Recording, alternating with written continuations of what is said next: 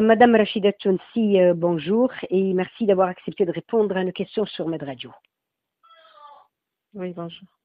Alors, Madame Tchounsi, face à une situation aujourd'hui qui est inédite, le monde entier, si ce n'est pas le globe terrestre dans son ensemble, aujourd'hui, il est dans une situation qui est difficile, économiquement parlant, socialement parlant et même psychologiquement parlant pour tout un chacun de nous. Vous travaillez, vous êtes un opérateur dans un secteur qui a été très touché par le Covid-19. Alors, est-ce que vous pouvez nous parler de cette situation et quelles sont les difficultés qu'a confronté le secteur? Oui.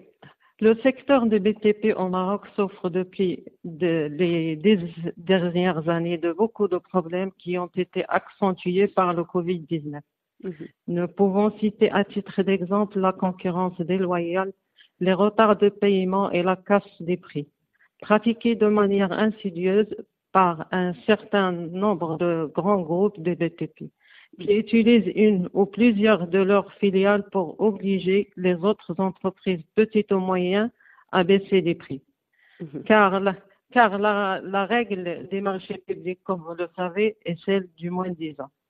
Ces pratiques obligent les PME des BTP à baisser de manière inquiétante leurs faibles marges, là où les grandes entreprises, vu leur taille et leur capacité financière, restent seules en lice par rapport aux très gros appels d'offres.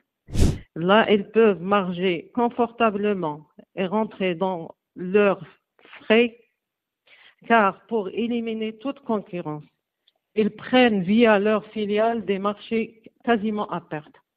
Cette situation insidieuse met en danger plusieurs PME et réclame une attention particulière de la part des autorités.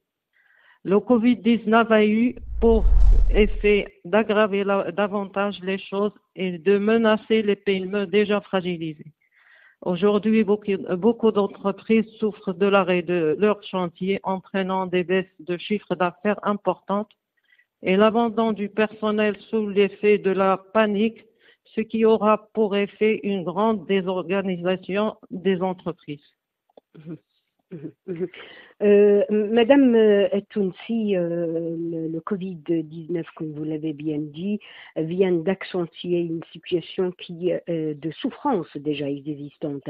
Mais ça n'empêche de poser la question quelles sont les mesures que vous avez prises ou que vous avez prises pour justement faire face à cette situation un peu difficile ou trop difficile.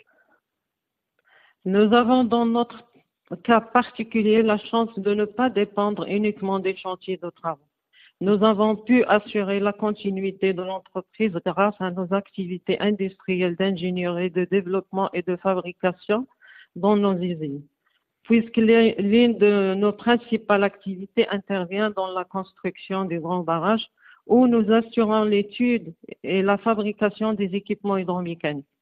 De ce fait, nous avons maintenu l'activité de nos usines après une courte période d'arrêt de 2 semaines, pendant laquelle nous nous sommes organisés pour nous mettre en conformité avec les exigences d'hygiène et de protection qui imposent la situation.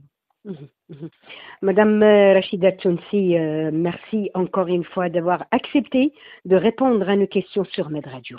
Merci à vous.